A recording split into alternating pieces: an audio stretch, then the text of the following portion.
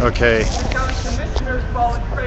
This says it's recording, so this time I'm gonna have to just ditch that camera system that I had set up, and we'll go back to using the horrible handheld. If your arm will get tired like mine. Yeah.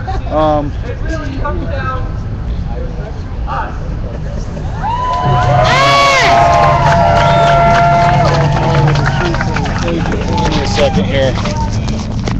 Oh, people's sense of humor. I'm gonna pick up my backpack, put all my shit back together.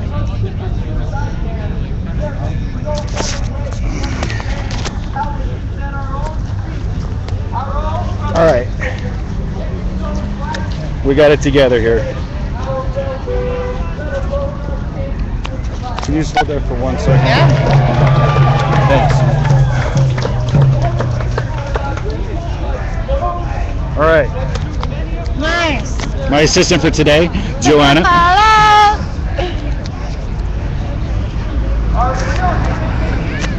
So I'm gonna go get up a little bit closer since they're doing all the speeches now. I'll be patient, yeah. Are real human beings, and they become so clearly addicted to using and abusing our power and wealth that they can't stop themselves from being a threat to themselves and others, regardless of the imperatives of their disease, in control of their actions, regardless of their holy trinity of maximized profits, of the myth of jobs to survive on our own stolen commons, and not the Commonwealth, or the holiest of holies, to get the maximized gross domestic product out of every single one of us.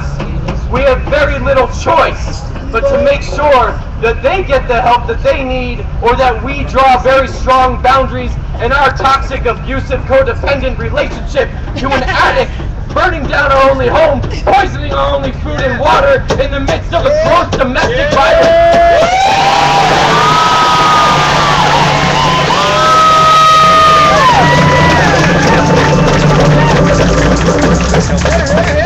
They can't check themselves out of power and into rehab, or if we cannot define and enforce those strong boundaries, their disease of addiction, their greed, will surely destroy any chances we have for survival. So this is about our fighting chance for the human spirit on this earth.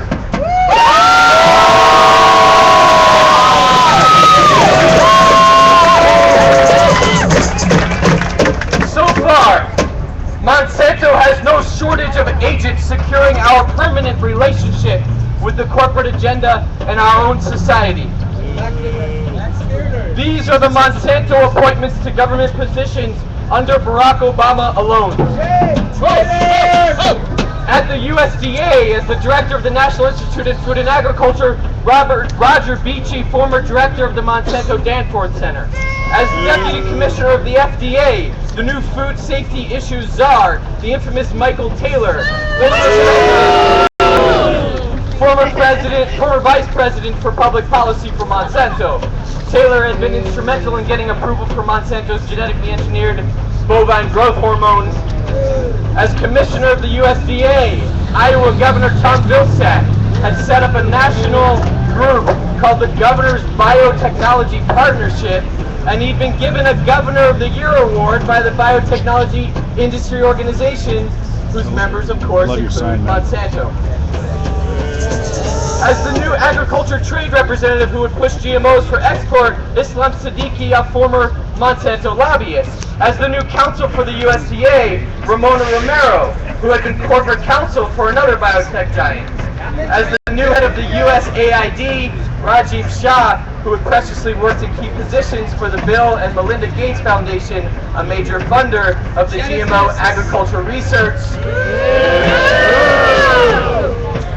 We should also remember that Obama's Secretary of State, Hillary Clinton, once worked for the Rose Law Firm,